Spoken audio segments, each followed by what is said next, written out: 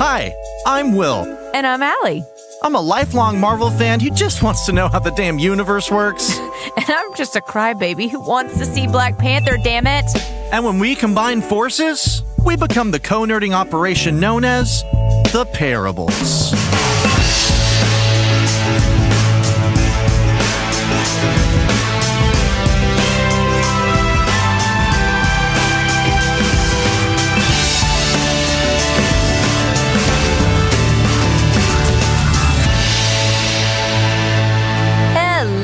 Everyone,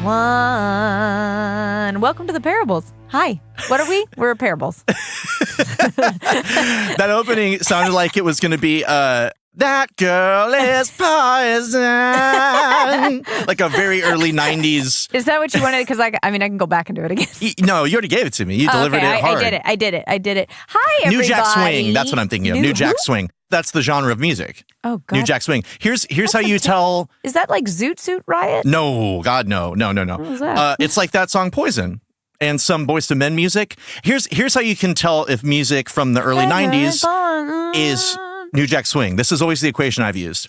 If it sounds like it could be in a Sonic the Hedgehog game, it's probably New Jack Swing. No joke. Good.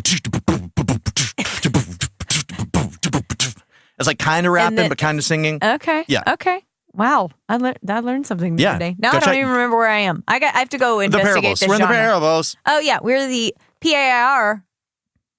Pairables. This is a little adventure when myself, Allie, and my counterpart, Will, get into nerdy discussions of all kinds. Today, one kind. Oh, yeah. Today's a specific nerddom. It is nerddom so specific it's relegated to a 3-hour, 1-minute film that recently was released. I thought it was 3:02. I read 3:01. Either way, it seems like almost like a fuck you. It seems like a fuck you to somebody who's like, a producer's like, can we get this under 3 hours? Like, we just couldn't get it 1 minute. No, we couldn't do it. Yeah, especially after last week we took a journey, Will, a journey in which you guided us on. You comic Sherpa'd us down the lane of the Avengers history in the comic books. I walked you through Avengers Mansion and showed you some of the ropes. Yeah, it was really nice. Thanks for that. You're welcome. I appreciated that you let me take a photo with the butler. I appreciate that you appreciate what game. I did. Jarvis is great. I love Jarvis. He's a good man. He showed up in this movie. He did show up in this movie very briefly. I can't believe the timing worked out so well. So last week we're talking about Avengers comic history. And here we are, Will and I were both able to go see Endgame. Avengers Endgame. Yeah, we were both able to see it, which I didn't anticipate seeing it in the theaters. I think you and I talked about that as a side, and I was like, I'll wait for it. Yeah. Forget about it. And it's like all these movies, it's definitely better served in the theater. So I agree. I saw the last one in the theater within a month of it coming out and did it this time too. So good for me and good for you because you did it I did it at all. On Mother's Day. I did. My lovely wife said, you know what? I will take these human beings that we are guardians over. And of the galaxy. Yeah, the Guardians of the Little Human Galaxy. She took them to see Detective Pikachu. Mm-hmm. She did a solid for her wife, and she said, "Why don't you go see Endgame by yourself?" And I was like, yes. So the way you said it just now and the hand motion you did was as though it's like, you know what? Why don't you go out with your friends? That's how it sounded. Like, why don't you go see Avengers by yourself? Why don't you go see this by yourself? She has no interest in them. I know. We have had lots of hilarious conversations. She's very upset by the Avengers, by the Stones. She does. Yeah, the gems. The comic ass shit, as you and I always say, she can't even let it go. I went into this movie saying, I'm going to have fun. I'm going to enjoy it for what it is. I'm not going to get too bent out of shape about any things and just enjoy it. And that is what I did. I went in saying, I'm already pissed. I'm going to get pisser. And I expect to be pissed the whole time and to walk away more pissed than I came in. I'm going to spend 3 hours and 1 or 2 minutes pissed. Well, I will say it was funny because I wasn't in a particularly great mood. We were like a little bit late. We didn't miss any of the movie, but it was just a little stressful getting there. Yeah. And I haven't been to see a movie when the movie is successful and popular and new. Yeah. And so it's funny because every time you've talked about the annoying things that go on in a theater, I keep giving you shit about it on the show. I'm like, what are you talking about? All these people making noise. And then the first scene, Iron Man's walking around doing things and a child behind me has asked 10 times, is Iron Man gonna die? It's just like, kid, just fucking watch the movie. That's why you're here. That's why I love Alamo Drafthouse. Yeah. They're like, shut up. Those kids, don't do fucking anything. They're gonna get duct taped. But see, they're smart though. They do kid-specific showings where the lights are half up, and if they make noise, that's what you signed up for. Well, I didn't sign up for this, but I wasn't at an Alamo Drafthouse. I'm so sorry. So I have to apologize for all the times that I even internally was laughing at you and not with you on. But you finally experienced it. Yeah. Finally, it just got to where it wasn't happening. No, I went into it. I was interested to see what happened. I was, I enjoyed the last film. Okay, I thought it was fun. You didn't think it was fun? It was fun.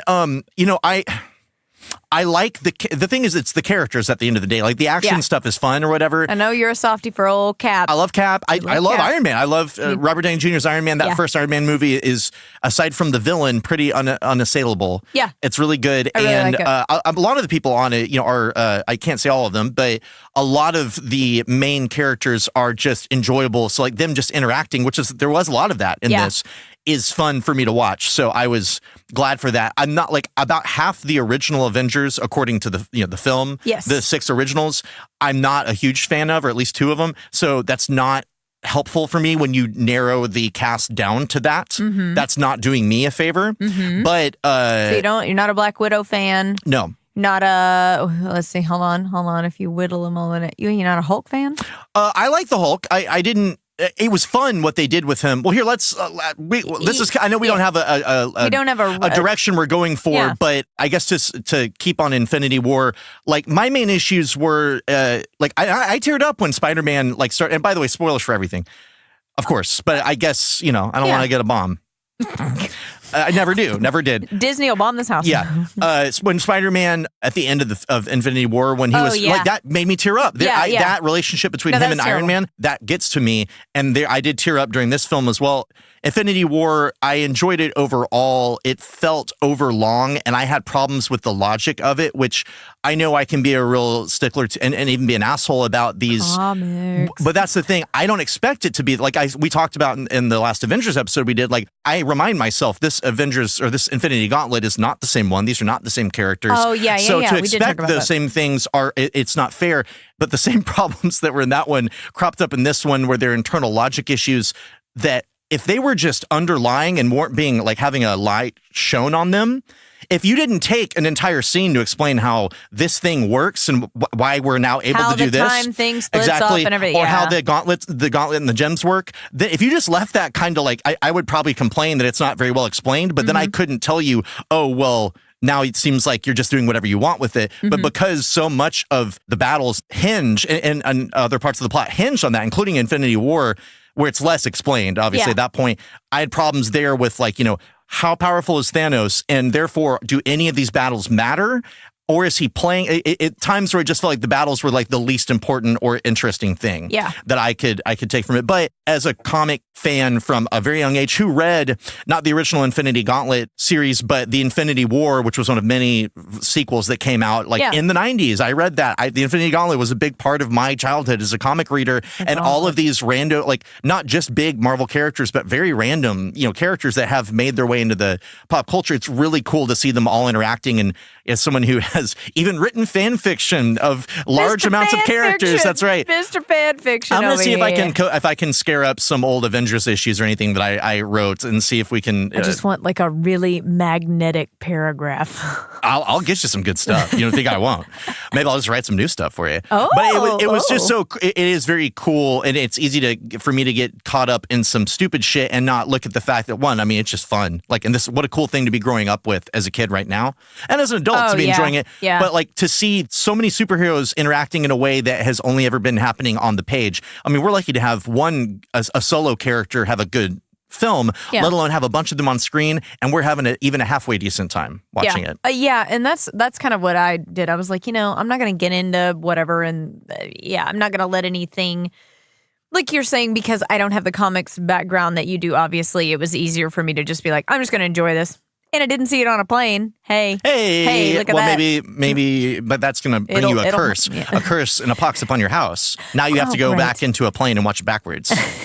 You mentioned something about tearing up in this movie. Mm-hmm. I don't know why this movie hit me so much. Yeah. I teared up a minimum of 6 times in this stupid film. Yeah. I don't know if it was like it's on Mother's Day, so everything that hit on people having kids, people caring about someone that they love, I was just very like, oh my God. I was like, stop it. Yeah.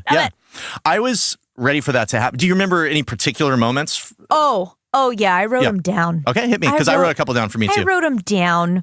Tearjerkers. The opening piece with Hawkeye. Mm-hmm.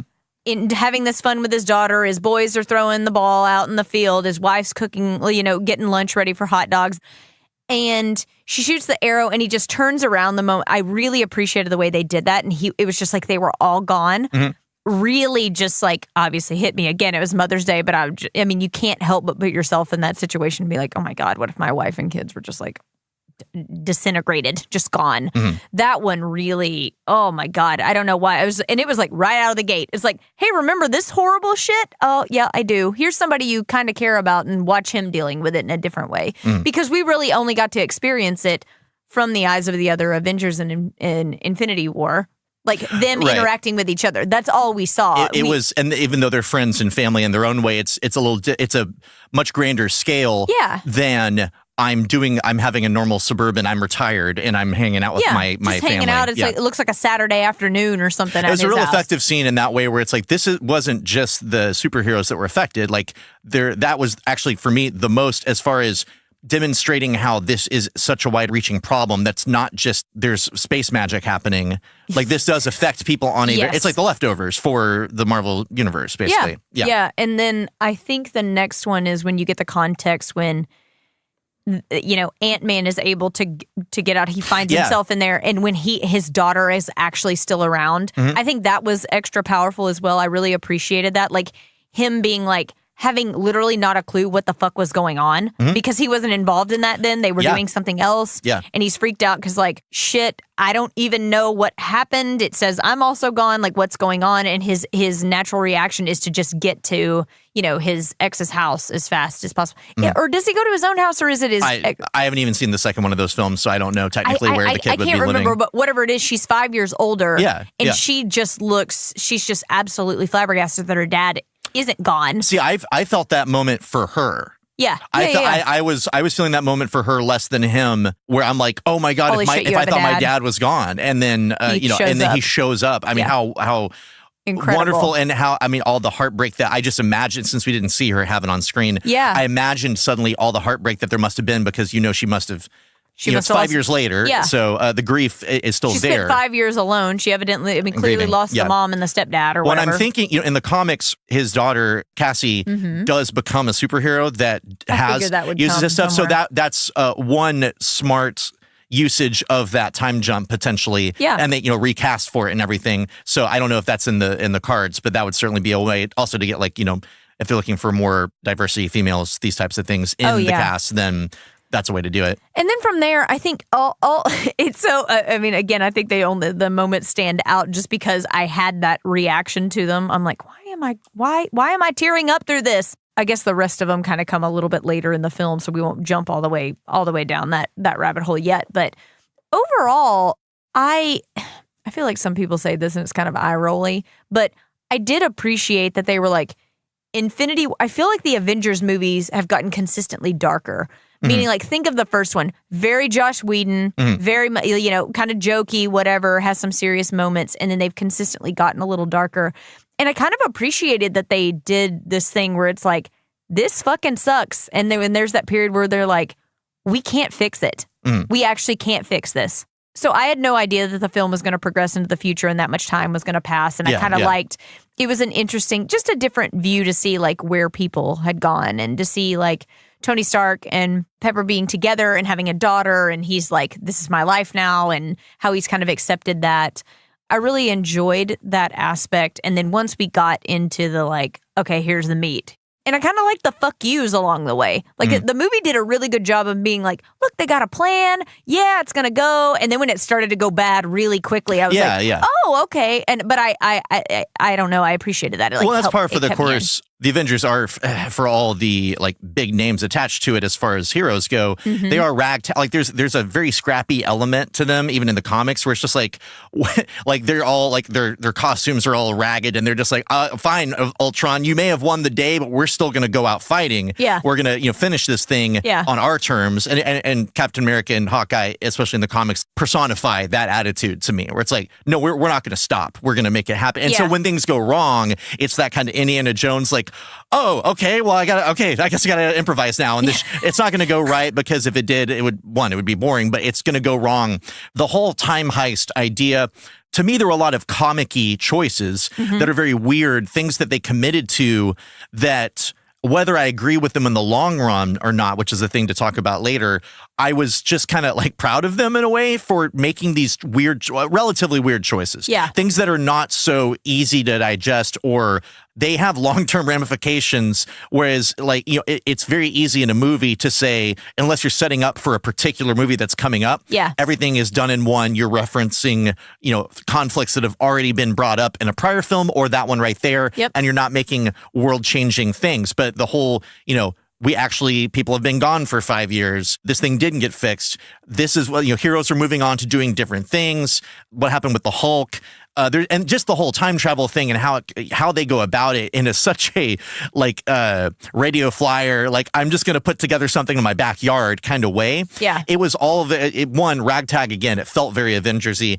And it was interesting because these things they've been settling us over various Marvel properties, not just these, but even the Fox properties, like with Into the Spider-Verse. The ideas of these like multiple universes and things. It's not that all of that is completely new to pop culture. Yeah. But perhaps to some Marvel fans who have just been going to watch, Iron Man just fighting another guy in a suit of armor, it's quite a different thing to wrap your head around than time travel and all this other stuff. And races coming from different planets. All the alien stuff is just very standard to us now. Yeah. And so over time, they have built us into a much broader and wider, they've built a wide universe to draw from.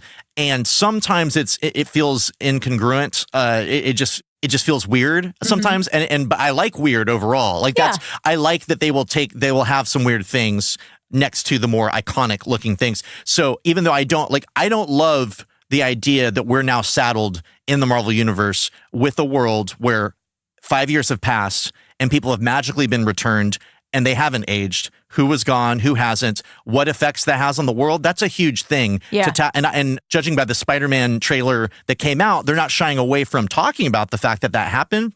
But how does that not inform every movie to some extent, even a small amount, that comes out after the fact, when I would rather them be telling their own stories that also set in that world, which maybe they'll pull it off. I bet they will. It's just something that I don't really want. I would have just rather they have undone somehow. And I know that the whole point was like, we can't undo what's happened because then and frankly, the main thing that would get lost is Tony's daughter. Like nobody else. Yeah. I think the Hulk finding that equilibrium that he did is the only other thing that potentially would have gotten lost. Which I kind of loved. People were given a lot of shit for that, but I was like, I'm fine with it. It's fun. I like it. I like Mark Ruffalo as the character. Me too. I think the character was charming. It's a version of the Hulk from the comics that was kind of fun to have. That was from the 90s also when I was reading comics. So it was cool to have a smart Hulk and everything. Yeah.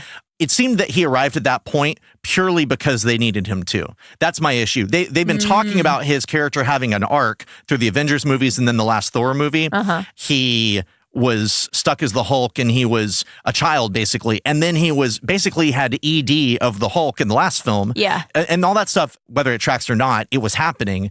And then in this, it just seems to have been fixed off screen because we need somebody who's both a scientist and who is strong and still can physically fight, wield the Infinity Gauntlet, because in this world, you have to basically give up your arm to do it. Yeah. It was fun to have. I really enjoyed him as a character and as an actor. And like, I wasn't go back in time and he's doing that thing and they're like, can you maybe like hit some stuff or whatever? So much of what he was doing was so funny when he was trying to act like himself in the past. And they were so good at the motion cap that they did for it and everything was great. So great. It's fun, but it feels like they just skipped over the payoff or getting to where they wanted when they seem to be making us sit through the not as fun parts before of getting him to this point, and then they skip the part that's the actual story of how he gets to this point. I would have loved to have been a part of that. And I know there's not probably room for that in this film, but that's my only real issue with it. It's like, oh, so he just solved his problems off screen. But the 5 year later thing,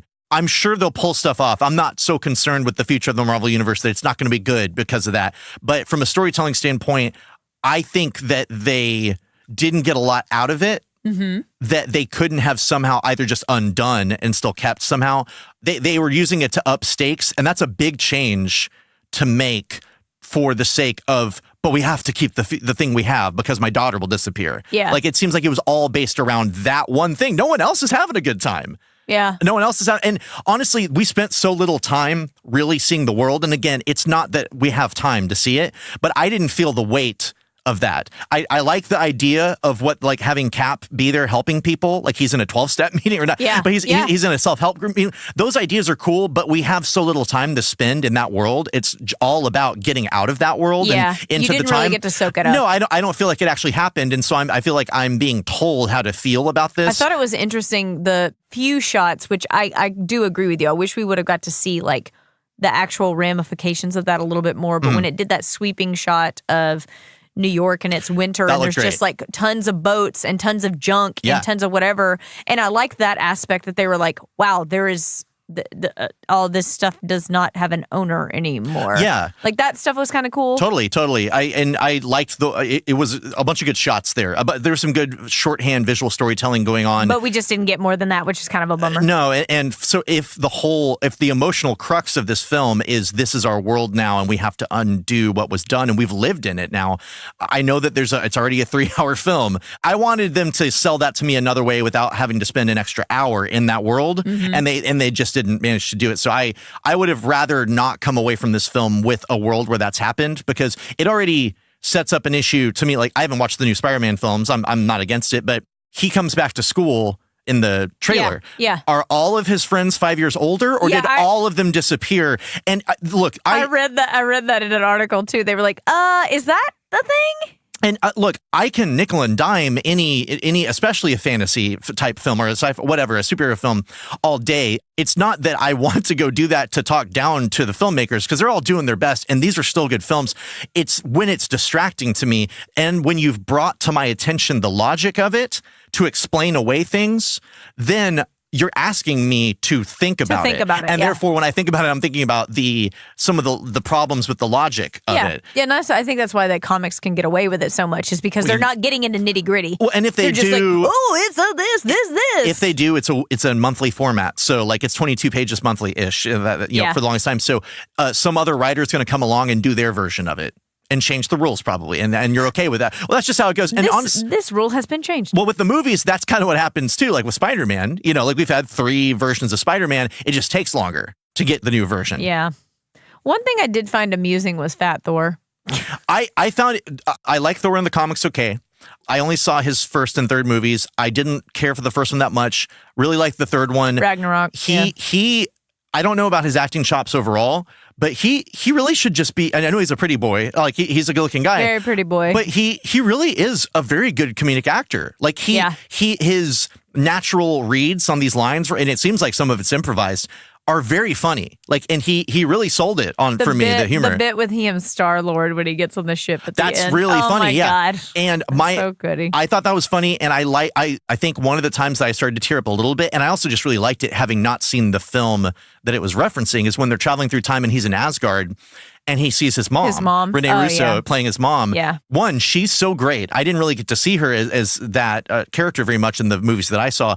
She was so great playing this character. Like, she immediately knows, oh, you're not my Thor, because I'm a magic lady. Like, I get it. I do that. I'm a god, basically. So, like, I get it. It's no problem. Let's talk. And I also love that she was like, this is a gift that we got this time together, but things are going to have to still progress as they need to, because you could tell he's like, but Mom, we can fix this and you could do it. And she's like, no, we're going to let it happen the way it needs to. That's something that in when you're dealing with gods, or at least godlike beings, because who knows what they actually are in the Marvel world. But I love that, where it's like, I have an understanding of how the world and the universe works in my place in it because I am so powerful. Yeah. I am a witch and I am a god and I'm these things. That was one of my favorite parts of the movie. It was really honestly. great. I really liked that little bit. And emotionally, how he was playing it too worked there for me. But his comedic work as Thor was really good. He was really funny. That's how I felt in Ragnarok too. Yeah. It was really good. I will say that it was funny to me, and I feel like they hamstrung themselves as filmmakers.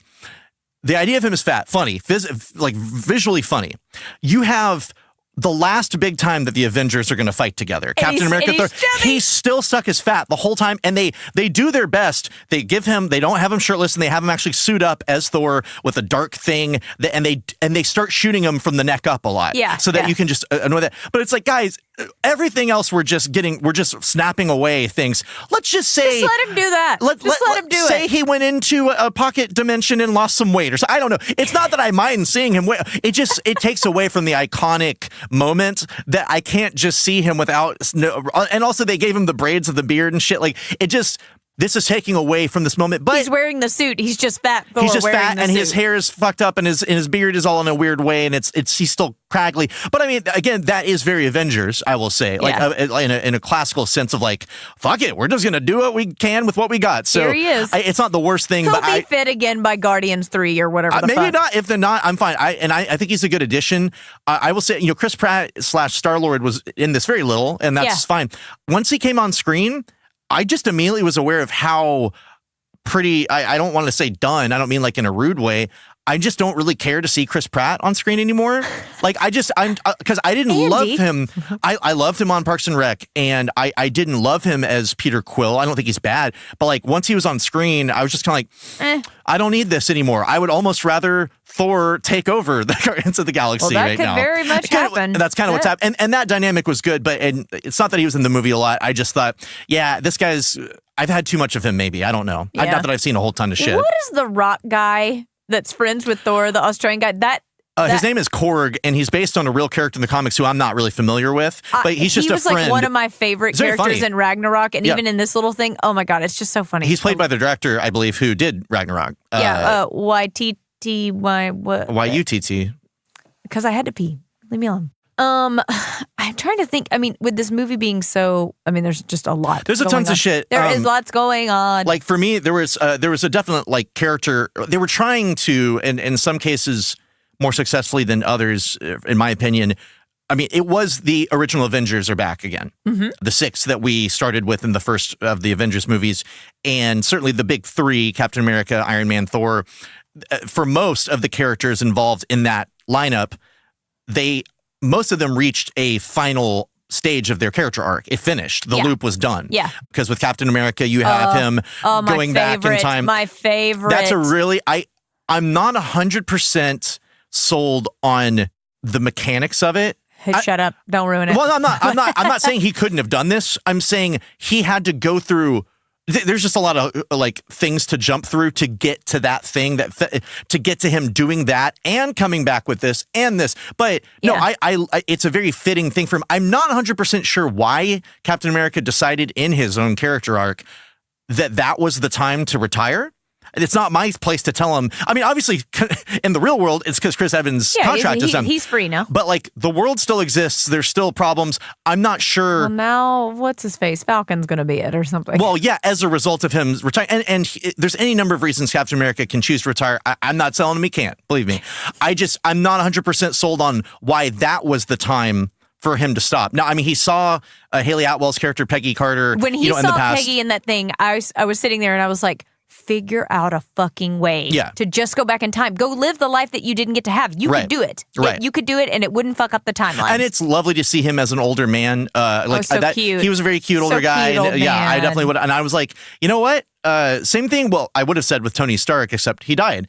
But he did. Like, I don't mean like even in a main role, but like if let's say the Falcon does actually physically take over as Captain America, like for real, I would love it if older Cap. I don't know if he just disappeared at the end, but if he's around, have him say something. Because it brought him back to we saw him. Was it in one of the Captain America movies, or was it in an Avenger movie where he got to go to her deathbed? She's got dementia or whatever. Yeah. It was a Captain America movie. That part made me just so happy. I don't know why, but when they did that, when they went back to the base and just the way that he looked at her, I was like, couldn't we use these fucking things now that we got time travel? And can we do that? Can you go live that life that you didn't get a chance to? Yeah, and on a personal level, it's like, well, I can argue for like, why, if you're, I guess to me, Cap is not, I wasn't thinking Cap as someone who says, well, since I'm stuck in the future, I'll remain a superhero. But given the chance, I'll stop.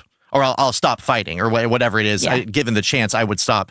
But that doesn't mean that there's anything wrong with him making that choice. I just don't think of him as that way. I don't think of him as I'm stuck in the future, so that's why I'm still doing this. Yeah. And again, I'm not sure why. I don't know if it's just what they went through being so harrowing. I mean, more shit's going to come. But again, it was a very fitting ending for him. With Iron Man, that was hard, man. It was hard for me at the funeral. It was hard to see everybody, but it was a celebration. But that's another time when I teared up, seeing all these people together gathered. What got me is when you knew he wasn't going to make it. Mm-hmm. He does the thing where he gets the stones. Mm-hmm. But what fucking got me is Pepper coming over to him. And she keeps her shit together well, which I really appreciated. Because, most of the time in movies, especially when it's a love interest thing. Yeah.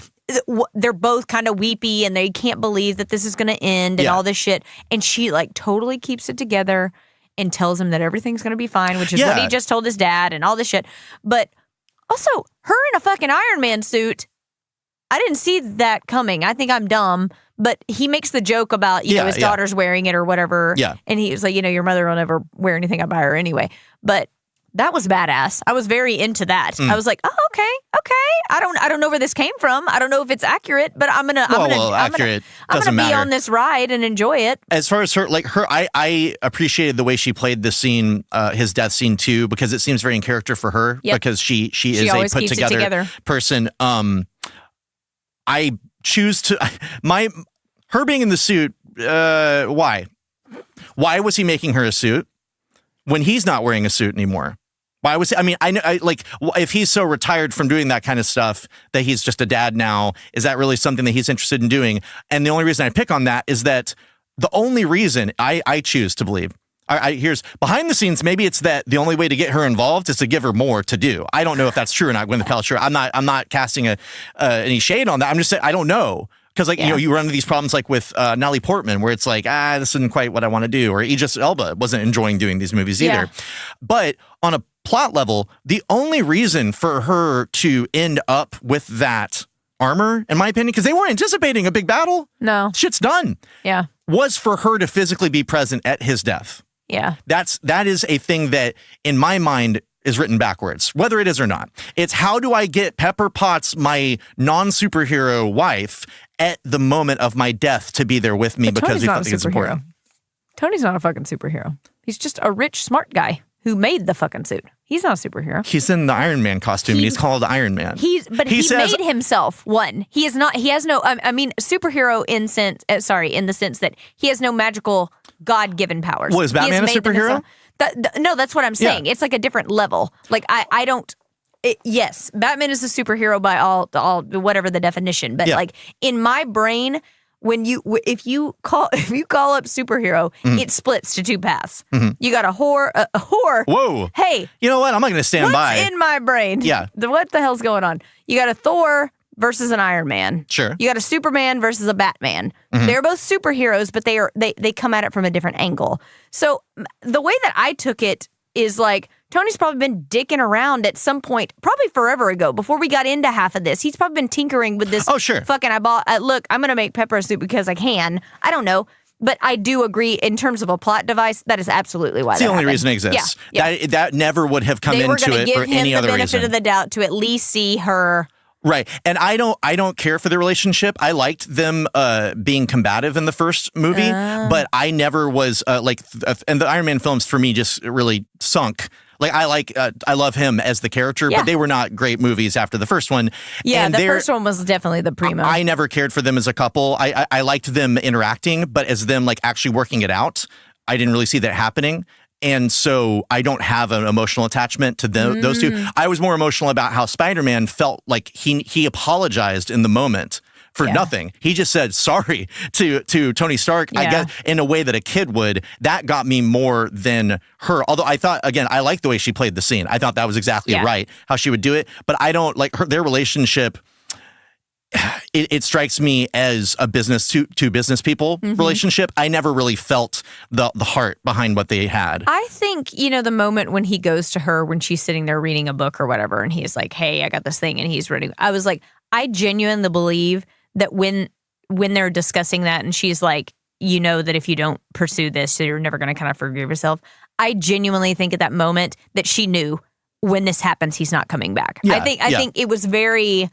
I don't know if that's just like, and Gwyneth Paltrow's a great actress, but like, I just got this vibe. She was like, this ain't gonna end the way that we would love. Probably so. And also, I mean, I think, well, it's funny that he, in the comics, this to draw a little parallel, in the comics, Iron Man had a famous storyline called Demon in the Bottle, where he develops, he's an alcoholic. Oh, and very Robert Downey Jr. It is. Now, and that, when he was cast as a role, I was like, oh, that's interesting. I wonder if and they didn't really ever do that. And I get it. But the second movie, they kind of touched on that because he went off the rails. Now, in the comics, I understand that keeping a guy in AA and all this shit, that's not going to play. Yeah. Like, you can't really treat it realistically, so I'm not that concerned with that. But his relationship with being Iron Man and jumping back into the game and trying to control everything is kind of the movie version of Iron Man's version of that in a way, because he keeps pulling himself away from his relationship, even though she keeps saying, this is the dividing line. Yeah. Now, obviously, her dividing line keeps moving because she keeps saying, I can't be with you if you're going to be this way. He's like, okay. And that's the only way he can be. Yep. So this story arc, the way it ends with him dying, in my opinion, unnecessarily, but I get how that's because he even talks about like, like when he gets really mad at the beginning of the whole thing when he's kind of delirious, like, I tried to protect the whole planet. I'm trying to, because he's so used to being in control of everything because he's so rich and so powerful and smart that when there were things outside of his control. Yeah, God, he looked like death. Absolute I think they really did something to him. Yeah. Man. And that was some good stuff. As far as, and this will at least briefly take us into some logistics issues that I had. So we had talked about on the Avengers episode, and I've been saying this for a while, that, oh, hey, you know what? I guess this Infinity Gauntlet and the stones, they're just not the ones from the comics that I know. Because Thanos gets them together. He does this really amazing, I say amazing, this very powerful thing of erasing half of the people, the living things in the universe. And I assumed at the time that like blew out the gems. The stones, yes. We find out in this, that's not the case. He had to figure out how to destroy them. Because they're too much of a risk. Like, it's too dangerous to keep them around. Yeah, because he would think of other ways to use them, other people would too. Yeah. Okay, so it's not that the gauntlet had limited power to do that. It's that he got rid of them. Yeah. That leads me back to the wondering, why is it that using the gauntlet, you as an omnipotent being, essentially, how it possibly uses you at all, how it hurts you, why you must be big. Because if in gaining them, you become, like, if you gain even the Power Stone and you can now fight the Hulk, basically. Yeah. Like, how is it not, I mean, and I know, look, this is a nickel dime thing, but it's fun to unpack. Well, this is the least, because it makes sense, like, there's a price for power, and this is something that shouldn't be trifled with. Yeah, like the Soul Stone thing, like, I think that one is one of the most interesting pieces, meaning, like, you have to make a great sacrifice to gain this. Right, and it's a cool thing plot-wise. I don't understand who is governing that. Like...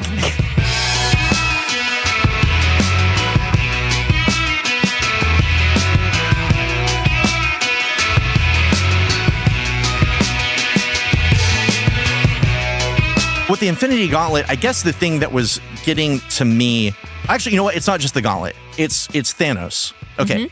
And guys, this may seem ultra nerdy.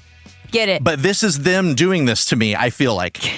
In Infinity War, there's a scene where Spider-Man, Iron Man, Star-Lord, a couple other people, however many other people. Where they're all trying to pry it off of him. And he has almost all of the gems. Stones. It's like snap a finger. Oh, yeah, exactly. You can do it. But okay, so we're now accepting that even with, it's now happened, that even with most of the Gauntlet's powers, he is almost thwarted by this small group of heroes. They're very powerful, overall. And Star-Lord's the one that fucks it up. Now, in this film, we have Captain America, Iron Man, and Thor fighting a Thanos with no infinite gauntlet, no stones and they're whatsoever. Still getting an ass beating. And he beats them. Yeah. He beats them, and it's like, it's a fun battle. Yeah. But give me a reason to believe that this is a challenge at all for anybody, because the whole big battle, which looked cool. It was a lot of fun to see the big armies, gathering and everything. It was done exactly as it should be. Lots of fun. But that whole thing, it already doesn't carry a ton of weight because it's basically just a video game. It's a cutscene. You know, the physical weight of the battle and the actual danger that anyone's in, I start getting kind of like frustrated with what I'm watching, because it just seems like anybody can be more or less powerful based on which fight we're having right now. Like suddenly Spider-Man needs to be powerful enough to punch Thanos' head off if he fights him one-on-one. Yeah. But if it's these three guys versus Thanos and we need him to lose, then it's this. And I don't need an explanation for why. Yeah. But it does kind of make sense. He had the gauntlet. That's a good, I actually hadn't considered that. It really bugged me because I loved that fight. Because you had Cap, like in the comics, especially for the longest time where we just accepted that the gods are gods in Marvel, there was that enchantment on Mjolnir, Thor's hammer. That's he who is worthy shall be able to hold this and wield the power of Thor. And Cap was one of the few mortal people to ever pick it up and wield it, because goddamn right, he's worthy. I love him. I love the little line where he's like, I knew it. Yeah, but it's so like it was so great to see him with the shield and the hammer. It looked so good, and plus that big giant axe thing that Thor has. Kinda, I feel like it suits him more. Almost. It does, especially now. And I like the hammer, and since Cap is a little bit smaller than Thor, it looks better in his hand and with the shield. So that it's not that I don't want to see that battle, but give me a reason to believe if you're gonna you've explained all these other things so many times. You broke down time travel for us. Yes, exactly. So don't just like leave it alone or don't. Like I would have honestly, as dumb as this sounds, I would have been give me the vaguest of vague explanations on the time travel, and I would have switched that for more insight on the stones. Yeah, like if I got to pick, just if I got to go down the rabbit hole.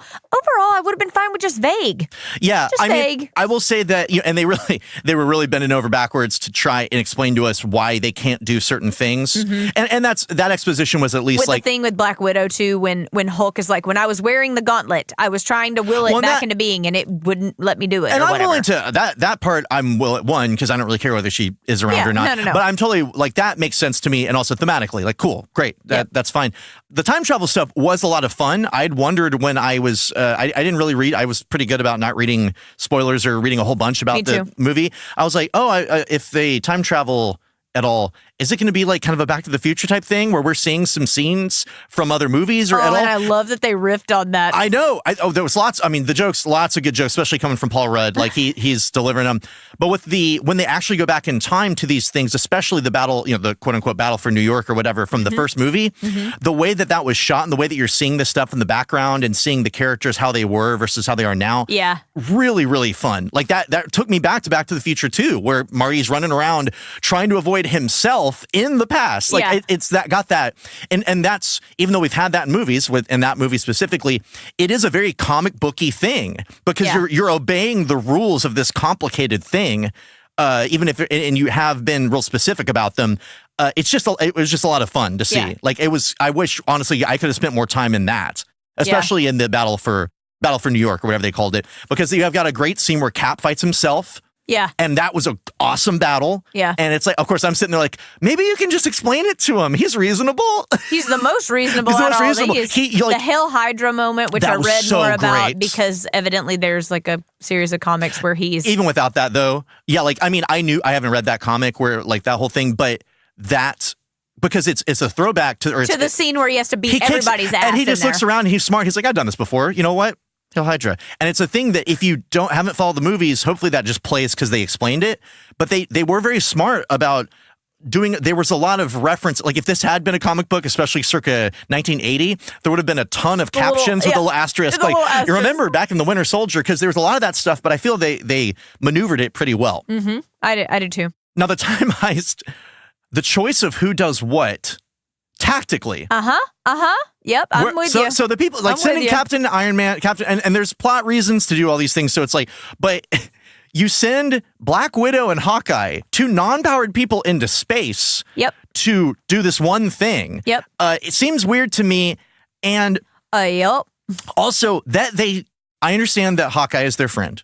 And especially Black Widow has a very soft spot for Hawkeye.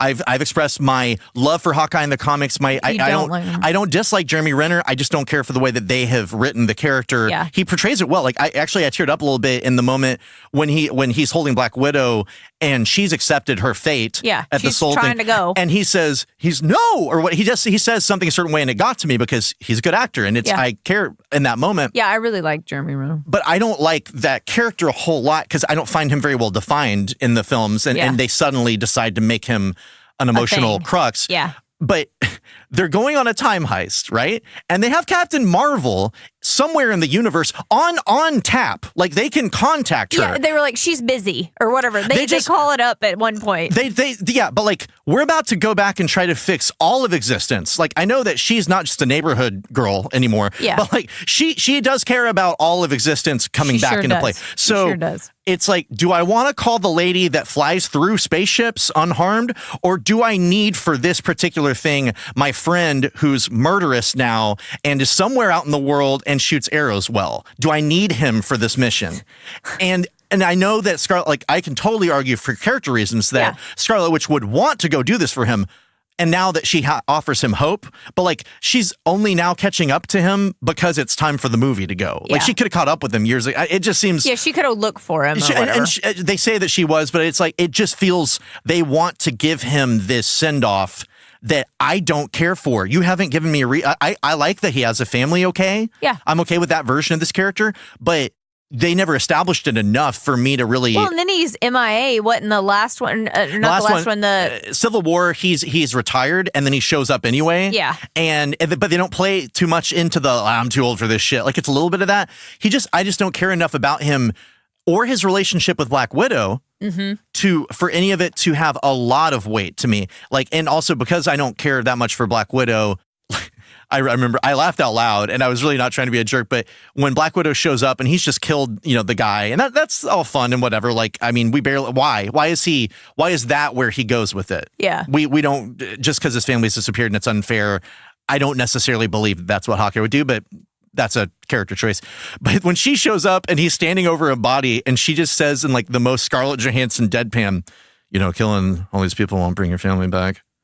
It was like, I laughed out loud at this. I'm like, come on. Like, is this how people talk to each other? It is now. It is now. Well, so you brought up the Soul Gem situation because that's where they're headed with all that shit. Yeah. Is that they're both people with blood on their hands, him more recently, that they have this tie and that they've both lost a lot.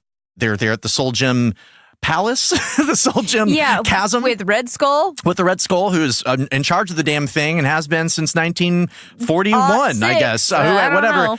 Again, it was really cool to see him in the movie. That was a surprise, but I just don't really... I don't know why he was the guy. I don't know. Why were you the guy? That scene...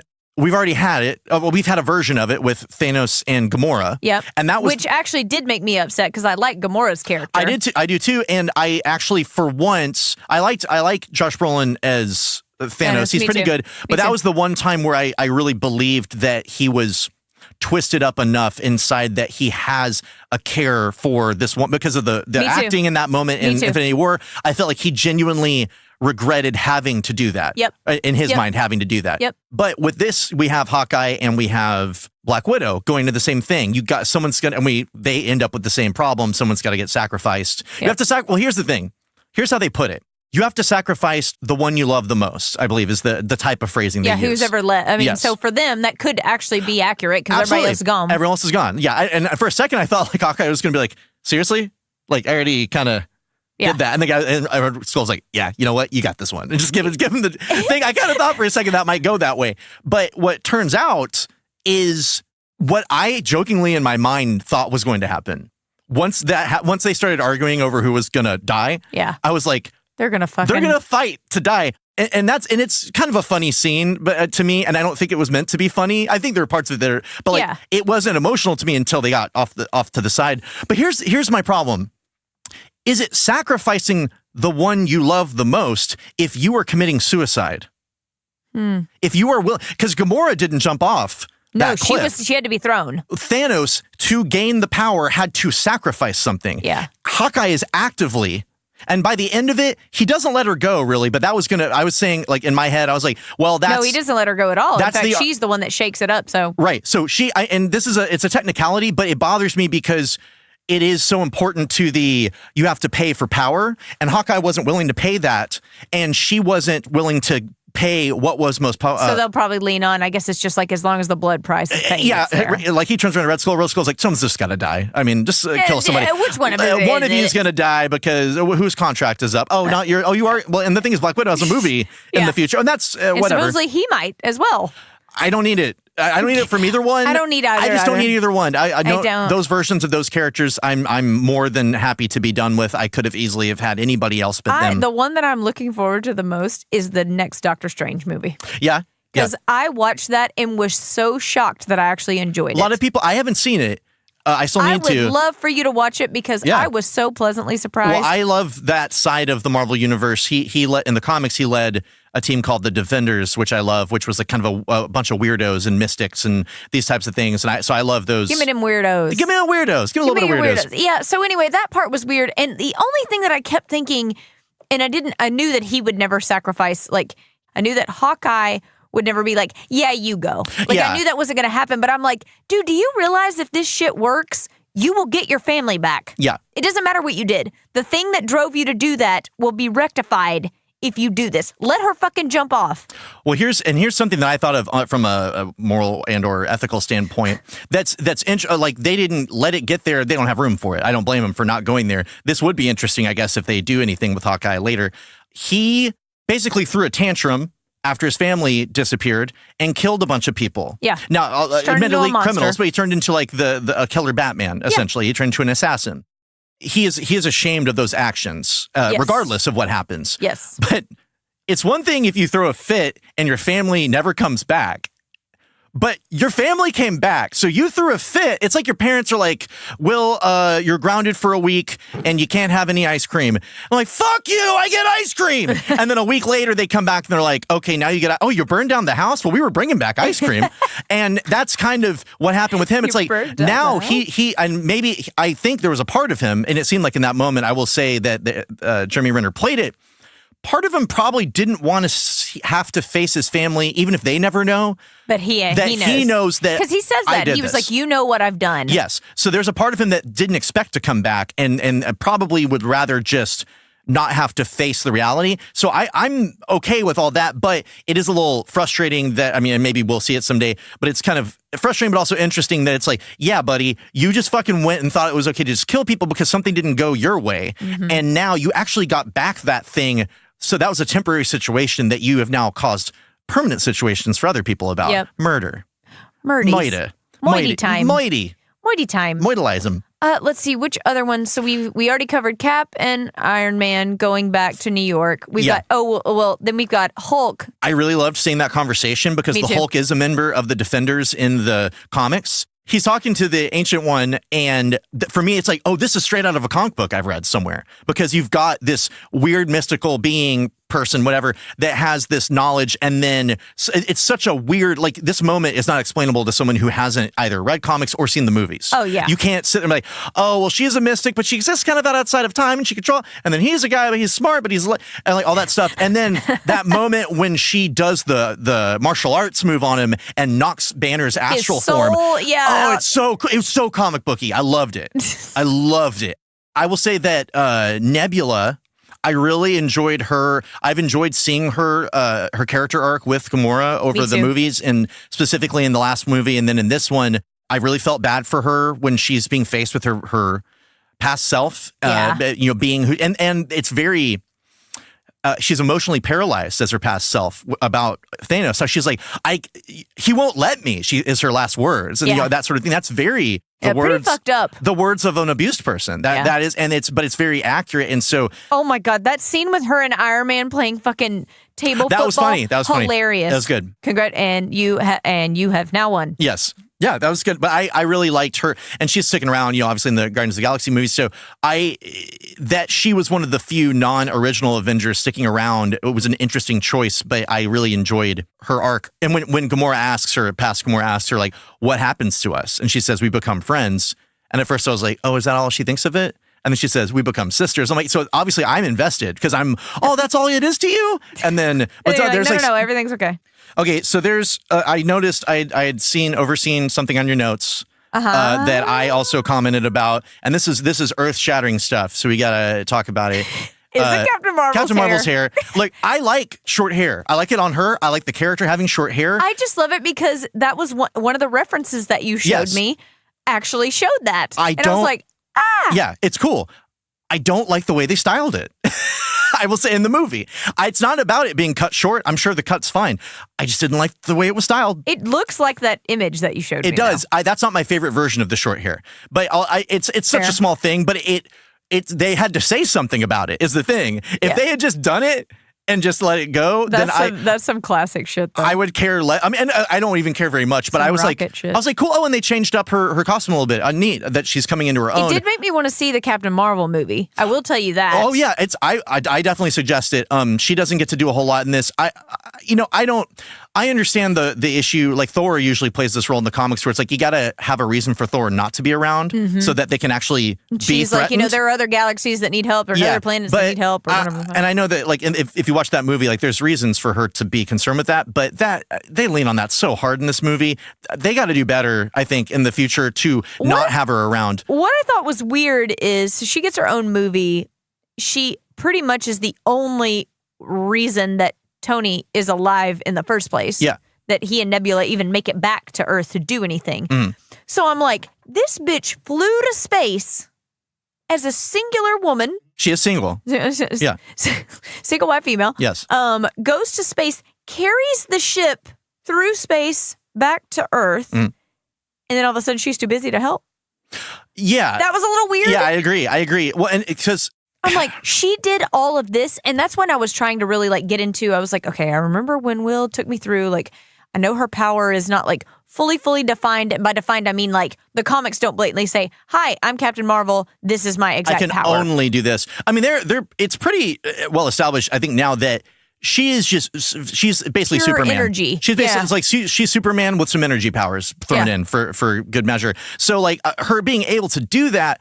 My only issue with her power level is just that they're going to have to be coming up with some high level shit every time, or they're going to have to depower her every time, and that's going to get tiring. Because the weird thing where they set her up in that last battle, and let me say, because I did have this on my notes, I loved when all of a sudden you had all the women Avengers assemble. I was like, ladies, it's women. It was so stupid. You get out of here. Here's the thing. Hey, penis, I don't want to hear it. No. I love that I was missing the female element in this film up until that point. The scene like that, we had Black Widow only, and then Nebula and Gamora really were the only women we were with, and I was not digging that. It just felt weird because we'd had so many characters, however many might be good or not. But in that battle, Captain Marvel doesn't need any help for starters. Okay, so that's where I was going. That's where I was trying to get to. I just had my little girly, like geeky moment where I was I'm still like, going to go out. I'm still going to come up against you on that, but we can talk about the other part. You get out of here. Valkyrie's a babe. Yes, they are. I agree. I like a symbol. I like all of those characters except for Pepper Potts as Iron Man. Okay. I'm not going to take that one from you. No, but here's my thing. Why did women suddenly in the battle only come together in that moment? Oh, I don't know. That's complete bullshit. That's what I'm saying. Yeah. That's my problem. Yeah. No. I know that's complete garbage. Okay. I was like, yay, it was completely fabricated. Yeah. It was just a moment that existed only, which it does remind me of the Captain Marvel movie a little bit, where honestly, the movie it wasn't about feminism any more than just being a great movie with a strong female character that is just a person. Like but then they throw in "I'm just a girl" by No Doubt in a scene that has nothing to do with her gender. And it kind of reminded me of that, where it's like, we gotta hit on this though. And the ladies, did they plan this? Did they have it's like when people break into song. No, and so like, is this a musical? Yeah. And I mean, and look, I'll go ahead and take the bullet. I bet if a bunch of male characters had gotten in front of a male character, I wouldn't have thought twice about it.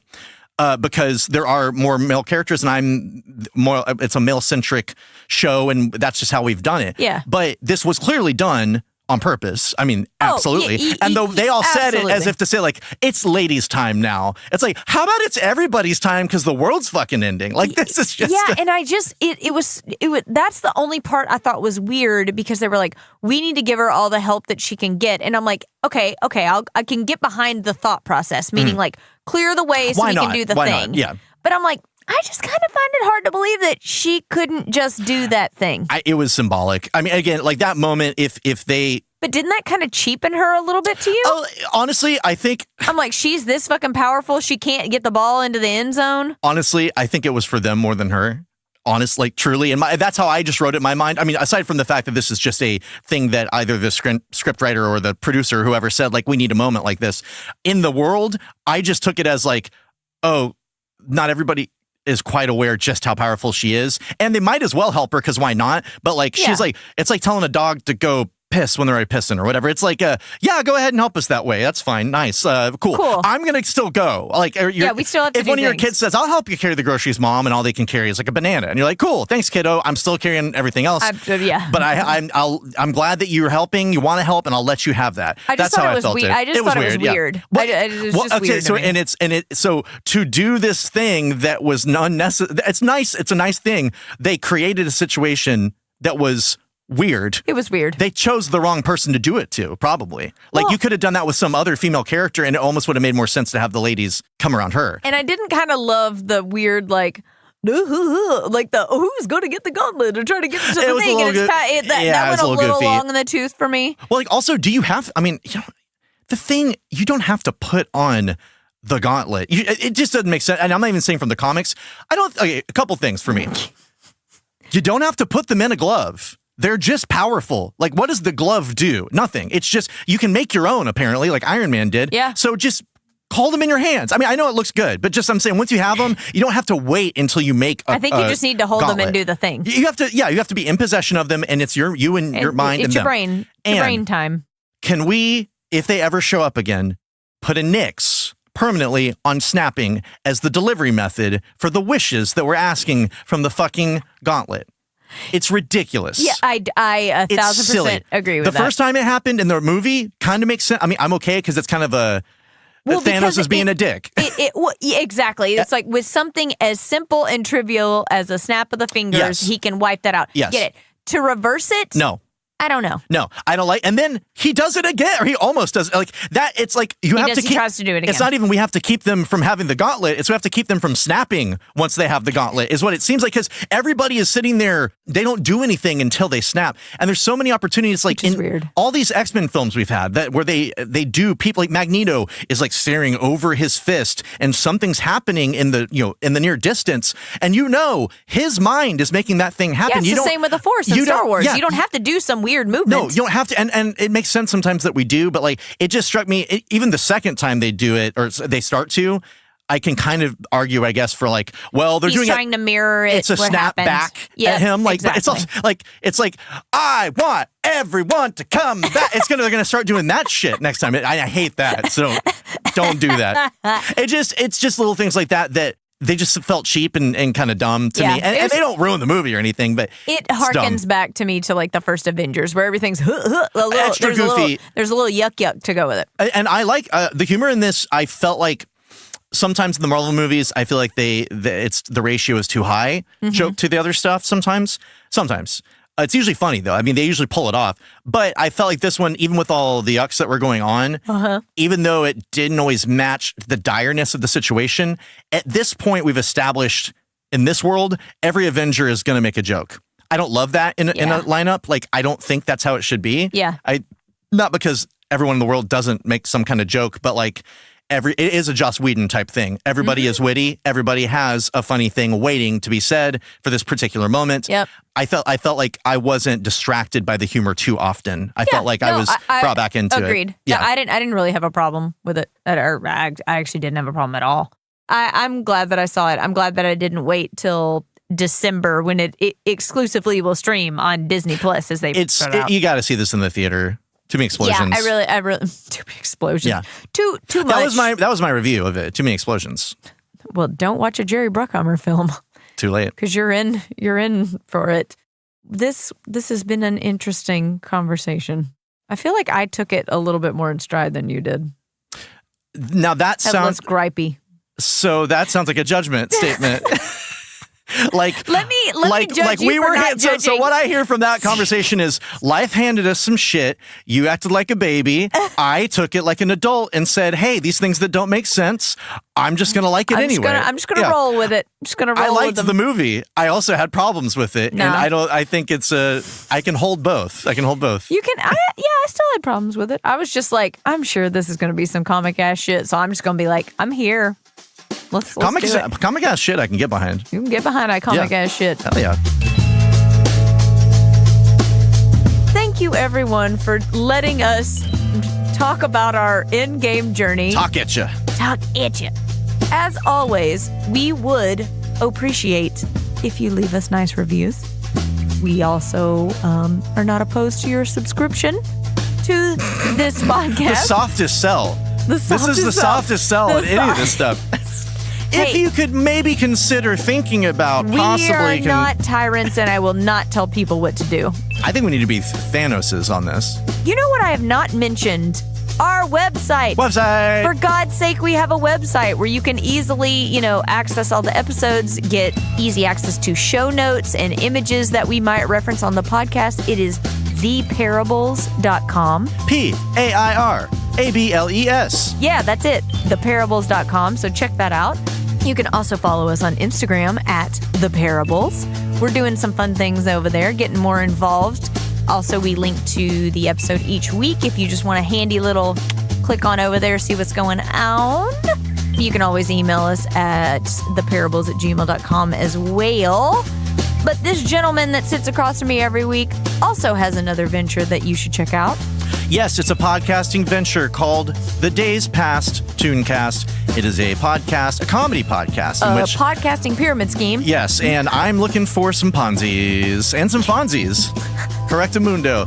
My good friend Travis and I, we will watch cartoons of yesteryear and have some conversations, some very adult, frank conversations about them. You can find it pretty much anywhere you're finding this episode. If you found this up, you can find our show.